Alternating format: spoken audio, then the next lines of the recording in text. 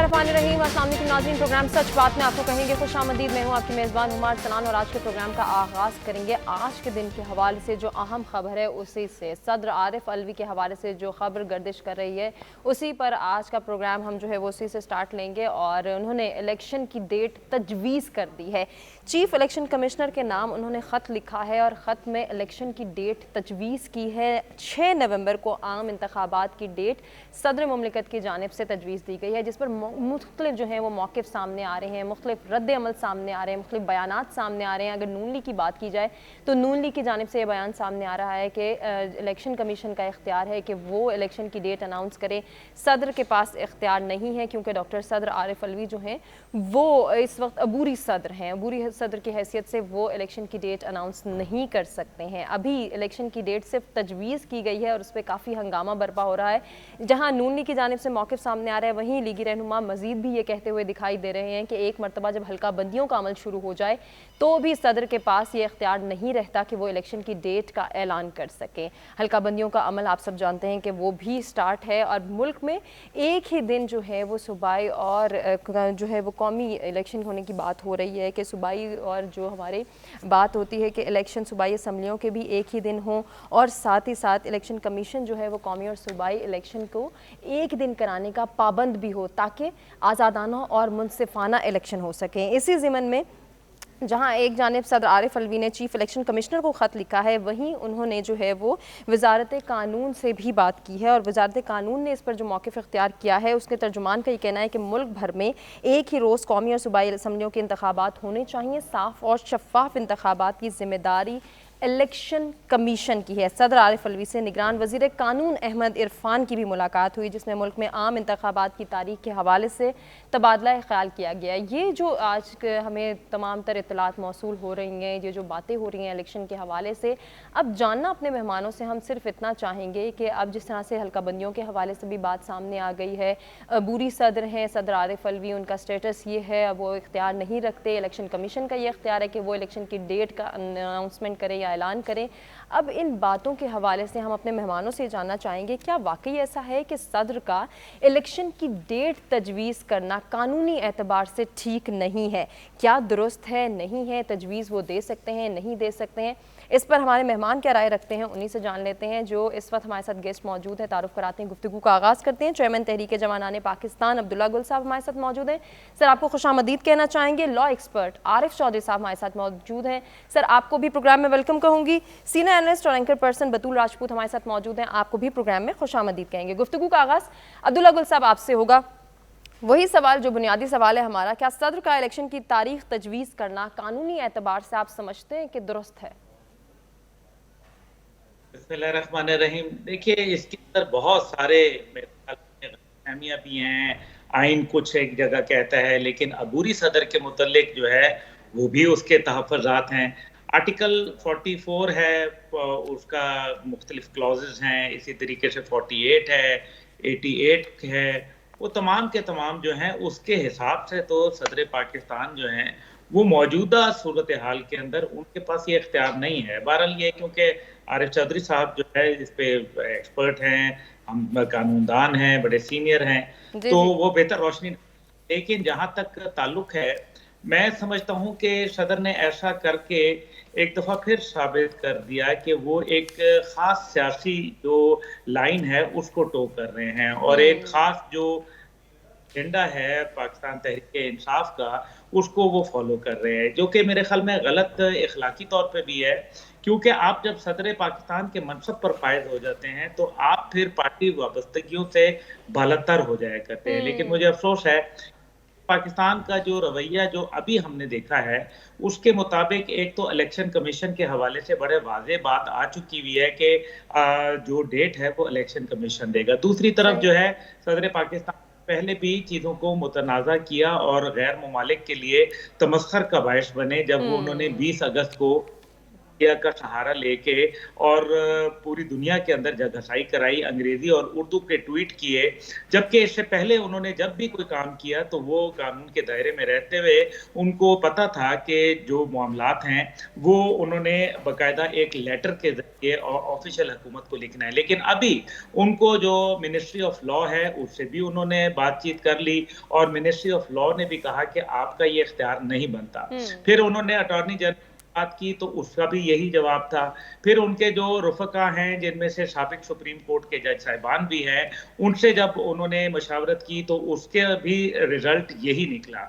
लेकिन अब जो सदर ये कर रहे हैं इसका मकसद समझना बड़ा जरूरी है कि अगर आप एक डेट आपने दी है जो कि आपको मालूम है कि बगैर हल्का बंदियों के, बगैर जो तमाम इसके लवाजमात पूरे किए, मुल्क की सिक्योरिटी सूरत हाल को मद्देनजर रखते हुए और पॉलिटिकल पोलराइजेशन को सामने रखते हुए ये जानबूझ के सिर्फ मेरे ख्याल में एक शोशा छोड़ना है, एक रियासत के लिए मुश्किल पैदा करनी है, आईनी बहरान पैदा करने की कोशिश की जा रही है। ऐसा तो नहीं कि आरिफ अलवी साहब ये चाहते हैं कि जल्दी इलेक्शन हो और इससे किसी सूरत में पीटीआई को कोई फायदा हासिल हो सके?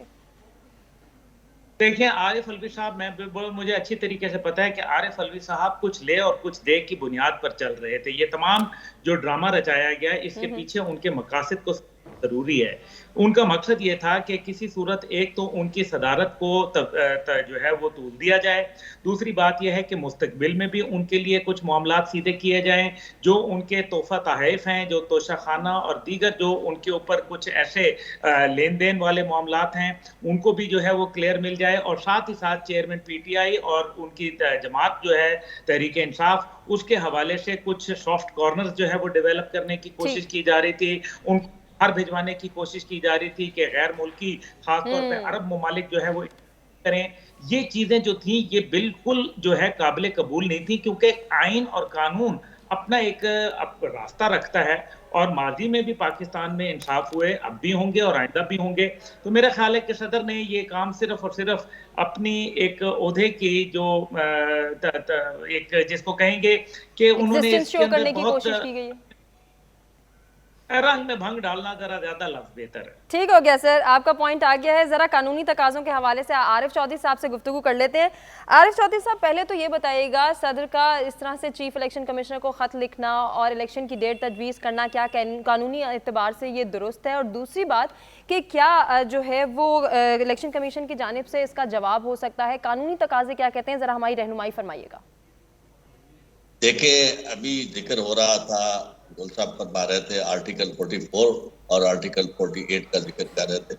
आर्टिकल 44 जो है वो मेरे पास किताब भी मौजूद है, कॉन्स्टिट्यूशन की इसकी मैंने साथ रखी हुई है। वो बड़ा उसकी प्रोवाइजो जो है वो ये कहती है कि प्रेसिडेंट जो है ये उस वक्त तक प्रेसिडेंट रहेगा जब तक कि उसका सक्सेसर जो है वो ऑफिस में आ नहीं जाता, और उसका पहला हिस्सा जो है वो 5 साल की मुद्दत का है।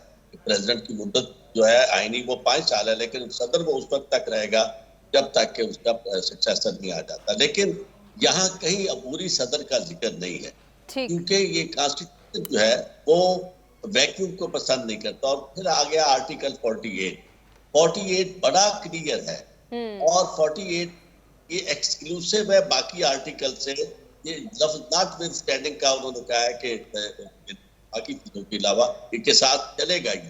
और उसमें ये लिखा हुआ है बड़ा क्लियरली कि जब असेंबली डिसॉल्व करेगा सदर तो उसके साथ ही वो केयर टेकर सेटअप भी अनाउंस करेगा और इलेक्शन की डेट भी देगा, शायद यानी लाजमी है उसके ऊपर वो देगा।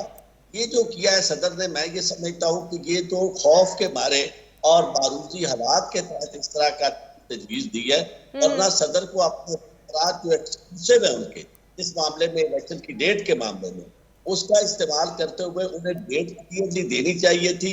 और जहां तक ये जो मिनिस्टर या अटॉर्नी जनरल या वो सारे प्राइम मिनिस्टर को सारे के सारे तो खुद बेनिफिशरी है इस जो मौजूदा सूरत हाल के।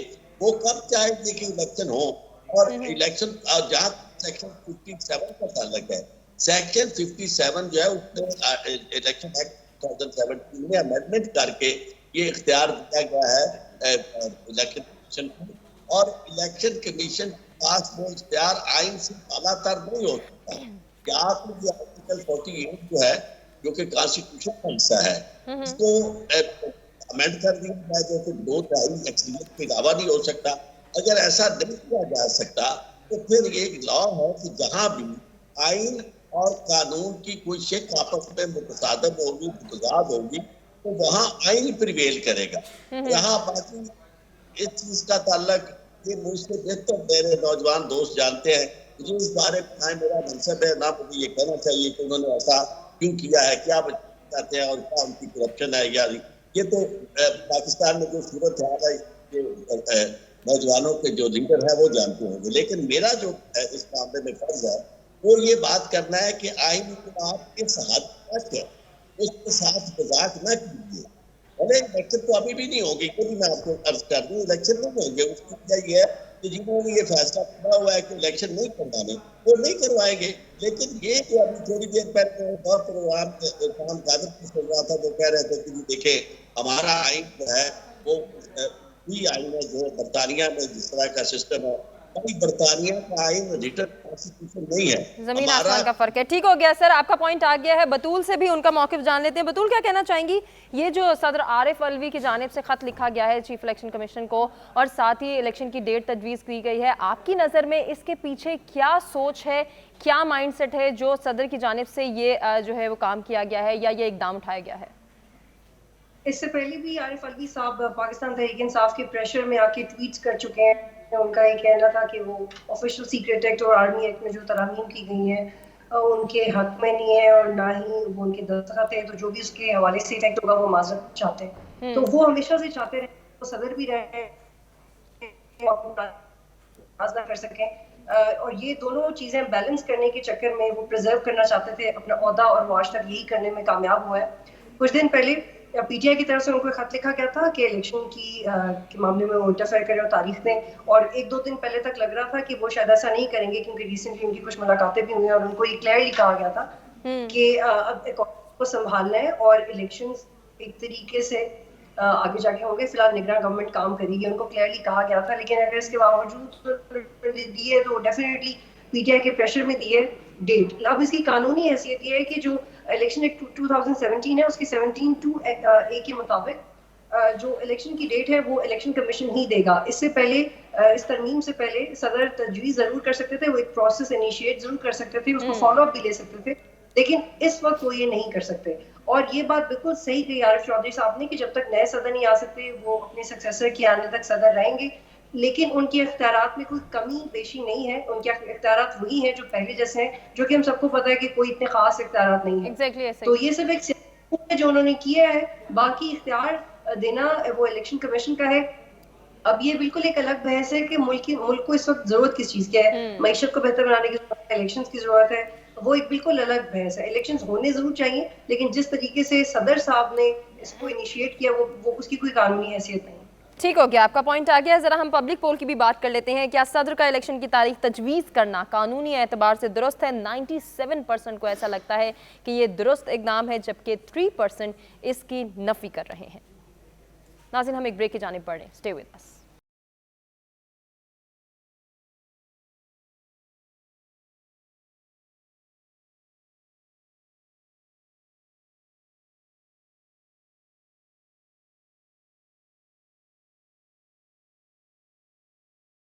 वेलकम बैक नाज़रीन, प्रोग्राम में एक मरतबा फिर से आपको कहेंगे खुशामदीद। बढ़ेंगे आज के दूसरे टॉपिक की जानिब। साबिक वज़ीर आज़म शहबाज शरीफ ने नून लीग के कायद नवाज शरीफ की वतन वापसी के हवाले से 21 अक्टूबर की डेट का ऐलान किया है और साथ ही ये कहा है कि 21 अक्टूबर को वतन वापस पहुँचने पर लाहौर में नवाज शरीफ का पुरतपाक इस्तकबाल किया जाएगा, बल्कि फ़कीदुल मिसाल इस्तकबाल किया जाएगा। एक जानिब ये इतलात मौसूल हो रही है, दूसरी जानिब कुछ ख्यालात का इजहार किया जा रहा है और एक सहाफ़ी ने निगरान वज़ीर आला पंजाब से भी ये सवाल किया कि क्या नवाज शरीफ को वतन वापसी पर गिरफ्तार भी किया जा सकता है, जिसके जवाब में मोहसिन नकवी ने यह कहा कि जो कानूनी स्टेटस होगा इस पर अमल किया जाएगा। अब एक जानिब तो हमारे जहन में भी यही सवाल है कि कानूनी तकाजे क्या कहते हैं, क्या नवाज शरीफ को गिरफ्तार किया जा सकता है, नहीं किया जा सकता, ये बात हम बाद में करेंगे। लेकिन राना सनाउल्लाह के हवाले से अगर बात करें तो उन्होंने अपनी स्टेटमेंट में, अपने बयान में ये कहा है कि नवाज शरीफ की नाअहली ख़त्म हो चुकी है, जिस केस में उनको सज़ा हुई है वो केस कमज़ोर है, नवाज शरीफ वतन वापस आएंगे और अपनी सज़ा के खिलाफ नज़रसानी की अपील करेंगे जिसमें उनकी ज़मानत यकीनी है। इतना कॉन्फिडेंस शो कर रहे हैं राना सनाउल्लाह। ज़रा अपने मेहमानों से भी जान लेते हैं कि कानूनी तकाजे क्या कहते हैं और कहीं कोई ऐसी बात तो नहीं कि कोई डील हो चुकी है और ज़ीरो रिस्क है नवाज शरीफ की गिरफ्तारी के हवाले से या सज़ा के हवाले से, इसलिए वो वतन वापस आ रहे हैं। अब्दुल्ला गुल साहब, क्या कहना चाहेंगे इस सिनेरियो में? और ये बात कि शहबाज शरीफ साहब ये भी कह रहे हैं कि फ़कीदुल मिसाल इस्तकबाल किया जाएगा नवाज शरीफ का, क्या आपको लगता है कि ऐसा होगा? जी अब्दुल्ला गुल साहब। जी, आपको आवाज आ रही है? जी जी सर, आ रही है, फरमाइएगा। देखिए, सियासी पार्टी जो है, जाहिर है वो वजीर आजम रहे 3 दफा, खुद उनके भाई जो है वो वजीर आजम अभी रहे, लेकिन जो अभी कारकर्दगी 16 महीने की है वो बहुत ही कमजोर और बल्कि मैं कहूँगा मायूस कुन थी और जो गरीब कुश थी। इसमें कोई दूसरी राय नहीं। गरीब का जो है भुरकस निकाल के रख दिया पिछले 16 महीने के अंदर। लेकिन दूसरी तरफ यह है कि इस्तकबाल जो है वो तो वाकई फकीदुल मिसाल हो जाएगा, क्योंकि पैसे बेतहाशा हैं, आवाम को लाया जाता है जिस तरह से बसों में भर भर के। लेकिन अगर आप कहें कि दिल से कोई लोग इस्तकबाल करेंगे, मेरा नहीं ख्याल कि दिल से कोई इस टाइम पे किसी भी पार्टी के लिए बाहर निकलना चाहता है। उसकी वजह है कि जब हमने चेयरमैन पीटीआई की गिरफ्तारी देखी तो हमने देखा कि लोग उसमें बाहर नहीं निकले। फिर हमने इसी तरीके से जो नवाज शरीफ साहब के हवाले से पहले की भी बातें हैं, भाई फकीदुल मिसाल इस्तकबाल होना एक और बात है और कानून के तकाजे करना और बात है। आप देखें, एक केस कमजोर है, चलो ठीक है, केस कमजोर, लेकिन जहाज से उतरते ही क्या वो अदालत जाएंगे? तो ये तो बात ये है कि लोगों को तो पता है कि भाई जो कानून नाफिज करने वाले इदारे हैं उनको तो मालूम है, पुलिस को, अदलिया को, कि फलानी तारीख को वो आ रहे हैं और अहकाम जारी हो चुके हैं। अब अगर वो एयरपोर्ट पे आते हैं और उनको गिरफ्तार नहीं किया जाता तो इसका मतलब वाज़ेह है कि उनका कहीं ना कहीं कोई मामला जो है वो एडजस्टमेंट हो गई है। अब मुझे है कि, और मैं ये क्योंकि बारहा कह चुका हूं कि जब तक ज़ीरो रिस्क उनको नहीं मिलेगा नवाज शरीफ वापस नहीं आते। जब तो ये एक तो जाहिर है अब इस दौरान में चीफ जस्टिस उमर अता बंदियाल जो हैं वो रिटायर हो जाएंगे, लेकिन क्या उमर अता बंदियाल साहब के रिटायर होने से जो नए चीफ जस्टिस आएंगे वो क्या कानून से हटके कोई काम करेंगे? तो बिल्कुल नहीं करेंगे। इसका मतलब उनको एयरपोर्ट से गिरफ्तार होना चाहिए और उसके बाद तो बात की बात है कि जब वो अपने कागज जमा कराएंगे, नजरसानी की अपील करेंगे, प्रोसेस क्या होता है, वो आरिफ साहब यहाँ बैठे हुए हैं, ये बहुत अच्छा है, इसके ऊपर रोशनी डाल पाएंगे। लेकिन जहां तक मेरा ख्याल है उनको ट्रीट करना चाहिए है जिस तरह से। लेकिन जैसे अब्दुल्ला गुल साहब आप भी बात कर रहे हैं कि लीगी रहनुमाओं की जानिब से बारहा ये बात की गई, ख्वाजा आसिफ बार बार अपने इंटरव्यूज में कहते रहे कि जब तक जीरो रिस्क नहीं होगा तब तक हम नवाज शरीफ की वापसी का कुछ नहीं कह सकते। फिर राना सनाउल्लाह ये कहते हुए दिखाई दिए कि गारंटी है कि वो अब जीरो रिस्क हो चुका है, उनकी गिरफ्तारी नहीं होगी, बेल हो जाएगी, तमाम मुकदमात से वो बरी हो जाएंगे। अब भी राना सनाउल्लाह कॉन्फिडेंस शो करें, कहीं कुछ ऐसी बात तो नहीं कि कोई डील हो गई है उसके नतीजे में तारीख का ऐलान किया गया है?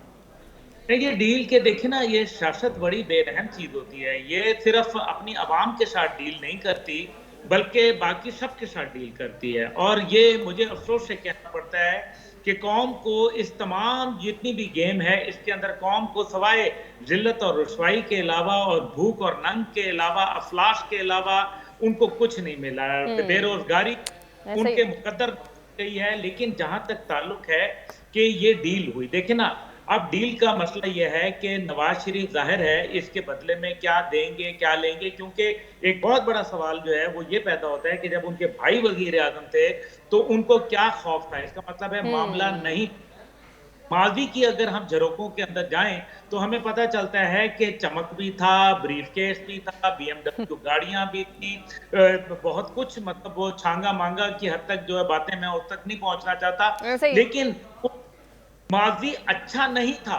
इसके आपके सामने अगर आप कहें कि कोई बहुत बेहतरीन आला मिसाल जिसके अंदर आपका जो म्यार था वो बिल्कुल अपराइट, ऑनेस्ट, डेडिकेटेड, ऐसा नहीं था। हाँ, उनकी पार्टी के अंदर बहुत अच्छे काम भी हुए, कई तो जैसे एटमी धमाके जो है वो हुए, मोटर हुई के अंदर पैक के हवाले से हुए, लेकिन उनको जस्टिफाई नहीं किया जाता। ठीक हो गया अब्दुल्ला गुल साहब, आपका पॉइंट आ गया। जरा कानूनी तकाजों पे हम आरिफ चौधरी साहब की जानिब बढ़ते हैं, उनसे जान लेते हैं। सर, कानूनी तकाजे क्या कहते हैं? क्या नवाज शरीफ को वतन वापसी पर गिरफ्तार किया जा सकता है? अब्दुल्ला गुल साहब ने बड़ा सही उसकी महकमा राय की जी है। जी माशाल्लाह। कानूनी अर्ज करूं कि ये जो कानून हमारा है ना, वो उसके बारे में भी आप एक लिखा हुआ कानून है जो किताबों में मौजूद है, एक अमली तौर पर उसका इजहार हो रहा है, उसकी इम्प्लीमेंटेशन हो रही जो बिल्कुल मुख्तलिफ है। अब जहाँ तक नवाज शरीफ साहब का ताल्लुक है, वो सजा याफ्ता हैं और वो जेल में थे, सजा भुगत रहे थे, और उनको जब निकाला गया जेल से तो एक इस्ताम दिया गया। वो उस वक्त उनके भाई जो थे शहबाज शरीफ साहब, उन्होंने गारंटी दी कि जनाब, और जो अदालत थी उसने भी आज फकीदुल मिसाल सारा कुछ हो रहा है उनके लिए कि अदालत ने भी ये फकीदुल मिसाल काम कर दिया जो पहले कभी नहीं हुआ था कि एक मामूली से कागज के टुकड़े पर उन्होंने कह दिया आप सजा याफ्ता बंदे को बाहर ले जाओ। और उस वक्त के प्राइम मिनिस्टर साहब जो है, जो थे तो बेबस इस मामले में, लेकिन अपने आप को बाइख्तियार जाहिर करने के लिए उन्होंने भी एक बिल्कुल ऐसा बादशाहों वाली बात की कि मेरे दिल में रहम आ गया। तो मैंने वो उनके दिल में रहम नहीं आया था, वो कहीं मामला और था। तो अब इस वक्त सूरत आता है कि अगर वो वापस तशरीफ लाते हैं, जिसके लिए मुझे तो कम अज कम नजर नहीं आता कि वापस आए, के वापस आने के चांसेस होते तो ये इलेक्शन से ना भाग रहे होते। इस वक्त मुस्लिम लीग उनकी जो लोगों के नजदीक कदर कीमत है, उससे अंदाजा किया जा सकता है कि कई लोगों के को फेस नहीं कर सकते। लेकिन अगर बात की जाए तो कानूनी तौर पर सबसे पहले उन्हें सरेंडर करना होगा और उन्हें जेल में जाना पड़ेगा, एग्जैक्टली उसी तरह वो जेल में थे। उसके बाद उनका केस जो है वो भले कल को वो, मैं तो समझता हूँ कि ऑलरेडी उनका केस जो है वो खत्म होने वाला है, क्योंकि उनकी बेटी को जब रिलीफ दिया गया है तो उस वक्त जो कुछ किया गया वो इनके लिए भी फायदा मंद होगा। लेकिन इस सब कुछ के बावजूद अगर आपने कुछ भरम रखना है कानून और आइन का, तो उस मामले में ये दिखाना। अच्छा आरिफ चौधरी साहब, एक छोटी सी बात और मैं आपसे जानना चाहूंगी, क्योंकि हम ये सब जानते हैं कि सियासतदानों के लिए, हुक्मरानों के लिए काफ़ी रिलीफ देखने में आता है कानूनी तकाज़ों के हवाले से अगर बात की जाए, तो क्या कोई ऐसी पॉसिबिलिटी भी है कि नवाज शरीफ साहब आने से पहले ही नज़रसानी की दरख्वास्त की अपील कर दें और उनकी जो है वो जमानत यकीनी हो जाए? देखिए, इसमें कानूनी तौर पर तो इसकी कोई पॉसिबिलिटी नहीं है। उसकी वजह यह है कि जो शख्स मफरूद है, अब अदालत उसे मफरूद डिक्लेयर कर चुकी है, उसे इस तरह का फिजिकली खुद अपीयर हुए बगैर रिलीफ देना जो है वो मुमकिन नहीं है। हाईकोर्ट भी बार बार रिजेक्ट करती है। जहां तक ये मुस्लिम लीग नून जो है वो तवक्कुआत लगाए बैठी है। किसी ने बड़ा खूब कहा था कि लोगों को हजरत ईसा की आमद की तवक्को है और ये काजी फायज ईसा की आमद पे तकिया की है। काजी फायज ईसा भी चीफ जस्टिस होंगे पाकिस्तान के, आइन और कानून के मुहाफिज होंगे, उनसे भी ये तवक्को करना अबस है कि वो आइन और कानून हट के, मुझे तो लगता है कि शायद वो आइन और कानून के मामले में ज्यादा डिसाइसिव साबित हो, क्योंकि वो चीफ जस्टिस जो आप तकरीब जिनके लिए हो रही है, उन्हें तो हमें कहीं डिसाइसिव नहीं देखा। और अगर यही हालत रही तो फिर पाकिस्तान का खुदा हाफिज है, इस तरह नहीं चल सकता मामला। सर अल्लाह खैर करे, आपका पॉइंट आ गया। सर बतूल की जाने बढ़ेंगे। बतूल क्या कहना चाहेंगी? एक तो ये सवाल कि क्या नवाज शरीफ वाकई वतन वापस आएंगे, आपको क्या लगता है इस हवाले से, और आने पर उनका फकीदुल मिसाल इस्तकबाल होगा, ऐसा भी कोई पॉसिबिलिटी है, नजर आ रही है या नहीं? और गिरफ्तारी हो सकती है, क्या ये बात भी मुमकिन है? देखिए, नवाज शरीफ ने जितनी दफा मुझे लगता है जर्नलिस्ट इसको डिस्कस भी करता है, नवाज शरीफ आ रहे हैं, लेकिन चूंकि वो तारीख अब दे चुके हैं और मीडिया इस चीज के पीछे पड़ गया है तो हमें डिस्कस करना पड़ेगा। की क्या लंदन जाके बैठ गई, यहाँ पे लोग सफर कर रहे हैं, आपने पहले कहा पाकिस्तान को बचा रहे हैं, आप खाक पाकिस्तान को बचा रहे हैं, जो ऑपरेशंस आपकी मौजूदगी में होने चाहिए थे वो आपकी एब्सेंस में हो रहे हैं। और नवाज शरीफ तक यहाँ से ग्रीन सिग्नल नहीं मिला, उन्होंने आने की जहमत नहीं की। वो चाहते तो ऐसे ही उठ के आ जाते। पाकिस्तान में कोई बाकी मंडेला बन के भी तो दिखाए ना, फिर जब तक आपकी डील्स नहीं होती, जब तक आपको गारंटीज नहीं दी जाती, आप नहीं आते। आप 2 महीने के लिए गए थे, आपको 4 साल होने वाले हैं, आपका भाई वजीर आजम था, अब तक पाकिस्तान नहीं आए, तो अब आपका किस बात पे फकीदुल मिसाल इस्तकबाल किया जाए। आपके वो वोटर्स जिनके पास बिजली के बिलों के देने के पैसे नहीं है, आपके वो वोटर जिनको नहीं पता कि वो अपने बच्चे की फीस दे सकेंगे नहीं, आपका वो वोटर जिसको पता नहीं है कि वो आपको आने वाला वज़ीर आज़म समझे या आपके भाई को।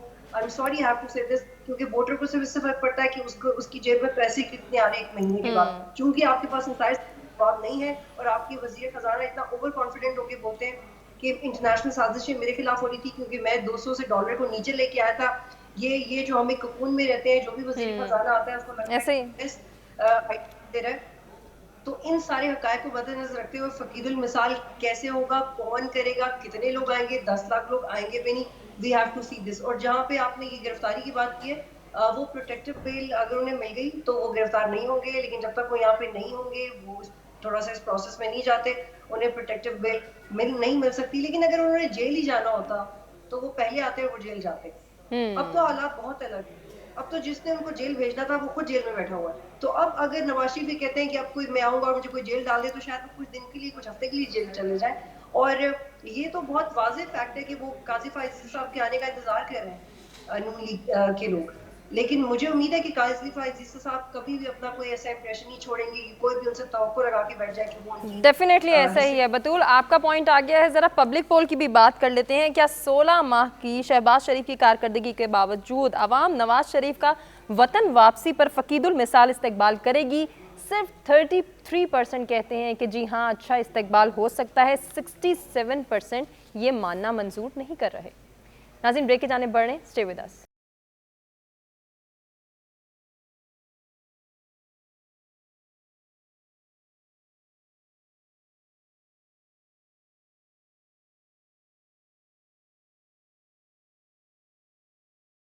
बैक नाज़रीन, प्रोग्राम में एक मरतबा फिर से आपको कहेंगे खुशामदीद। बढ़ेंगे आज के तीसरे टॉपिक की जानिब और आपको बताएं कि PIA के जो है वो माली बहरान से दो चार है, शदीद माली बहरान से गुजर रहे हैं और साथ ही ये कहा जा रहा है कि फ़्लाइट ऑपरेशन भी बंद होने का खदशा है। PIA के सीनियर डायरेक्टर ने इंकशाफ किया कि निगरान हुकूमत ने 23 अरब रुपये फौरी फराहम ना किए तो 15 सितंबर तक फ़्लाइट ऑपरेशन बंद होने का खदशा है। सूरत हाल की बेहतरी के लिए एयरलाइन इंतज़ामिया वजारत ख़जाना से मुसलसल राब्ते में है। इससे पहले भी जब माली बहरान की शिद्दत में इजाफा होता हुआ दिखाई दिया था, PIA की जानिब से ये कहा गया था कि निजकारी वाहिद हल है। और उस वक्त ख्वाजा साद रफ़ीक ने भी ये कहा था कि आउटसोर्सिंग ही बेसिक हल है और मुल्क भर में इसकी बेहतरीन नताइज सामने आ सकते हैं। मुलाजमीन को बरतरफ नहीं किया जाएगा, दुनिया भर में आउटसोर्सिंग की जाती है, यही वाहिद हल है और बेहतरीन हिकमत अमली भी है। अपने मेहमानों की जानिब बढ़ेंगे, उनसे जानेंगे क्या वाकई PIA के बहरान का वाहिद हल जो है वो निजकारी है। अब्दुल्ला गुल साहब, क्या कहना चाहेंगे इस हवाले से? देखिए, बेड़ा गर्क करके रख दिया PIA का एक बहुत KLM जैसी तरीके से, और इसके अलावा एयरलाइन और हमने बड़ी मुआवनत की। इसके बाद तमाम जो रूट थे, जो थे और बीजिंग से फिर टोक्यो, ये रूट जो है तानिया का रूट था, का रूट उसको जो है खत्म किया गया। यानी कि एक तवील दास्तान है कि आपका बेड़ा गर्क करके रख दिया। आपके सामने इल्म है, होटल को कैश किया, फिर आपके पास और है PIA के ऊपर लगी गैर कानूनी भर्तियां की गई, सियासत की बुनियाद को घुसेड़ हर जगह इस मुल्क का जो है। लेकिन अपने जो भर्तियां हैं, एक खाकरोब से लेकर पायलट तक जो है लगा। इससे पहले PTI की हुकूमत ने सत्यानाश कर दिया, पायलटों को रिलीज किया, पूरे पाकिस्तान की जग घसाई करवाई और उन्हीं पायलटों ने 432 फ्लाइटों के जरिए जो है 19,000 लोगों को अफगानिस्तान से विकेट करवाया। तब किसी को ख्याल क्या आईआईए ने नहीं कहा, किसी और जो ने ये नहीं कहा कि PIA का। अब यहाँ जो मसला आ रहा है निजकारी का, आपने जो सर वक्त मुख्तसर है, अपनी बात मुकम्मल कीजिएगा प्लीज। 7 या 8 टोटल जहाज है और उसकी जो है वो दूसरी एयरलाइंस का। अब तो ये कमाल हो गया कि जो मैं आज बल्कि सिविल एविएशन अथॉरिटी को ये पुकारना चाहता हूं कि आपने इमरजेंसी एग्जिट के साथ जो है वो सीटें लगा दी। पहले इमरजेंसी कैबिनेट में एक रो खाली होती थी और 2 सीटें लगी होती थी अगर ऐसे ही 3 सर, नॉर्मल। ऐसे ही। आज जो है एग्जिट में बकायदा 2 रो लगा दी और दोनों 3-3 सीटें सर कर दी, माजरत यानी के कि साथ अगर वक्त मुख्तसर है, दीगर मेहमानों की जानिब बढ़ते हैं, उनका मौक़िफ़ भी जान लेते हैं। आरिफ चौधरी साहब, वेरी क्विकली आपसे यही जानना चाहूंगी, क्या वाहिद हल जो है वो निजकारी नजर आ रहा है आपको पीआईए की बहाली का? मेरे नजदीक तो निजकारी कोई हल नहीं है। अगर आपने निजकारी करनी है तो फिर सारे मुल्क की निजकारी कर दें। उसकी वजह यह है कि जो हुकूमत कोई इदारा नहीं चला सकती तो या मुल्क जो नहीं चला सकता उसके फिर बाकी क्या रह जाता उसके पास। अब ऐसे ही है। पीआईए, उसी तरह स्टील मिल है, बाकी इदारे हैं, इन सबको आप अगर यानी एक आध ऐसा आपका होता है जो आपका ब्लैक कैरियर है। पीआईए जो है आपका दुनिया पूरी के हर मुल्क की अपनी एक एयरलाइन कौमी सतह पे मौजूद होती है। मैं ये समझता हूँ कि जितनी ज्यादा मिसमैनेजमेंट हो रही है पीआईए में, जो भी हुकूमत का इदारा है उसको माले दखल जिले के रैब के तौर पर इस्तेमाल किया जा रहा है। ऐसे ही है। लेकिन क्या इस बात की जब ये प्राइवेट लोगों के पास जाएगा और जिस तरह प्राइवेटाइजेशन होती है वो तो लूट का माल समझ के पहले नवाज शरीफ साहब ने दिया, बाकी जिसके हाथ में आया उसकी कोशिश ये होती है कि पाकिस्तान का जो है वो अपने जाती दोस्तों में बांट दे। तो इस तरह मैं समझता हूँ कि निजी हुकूमत को इस बारे में जिम्मेदारी देनी चाहिए और इस वक्त इलेक्शन करवा के एक मुल्क। ठीक हो गया आरिफ चौधरी साहब, आपने भी अपना पॉइंट दे दिया। बतूल, 1 लाइन में बता दें, निजकारी वाहिद हल नजर आ रहा है आपको?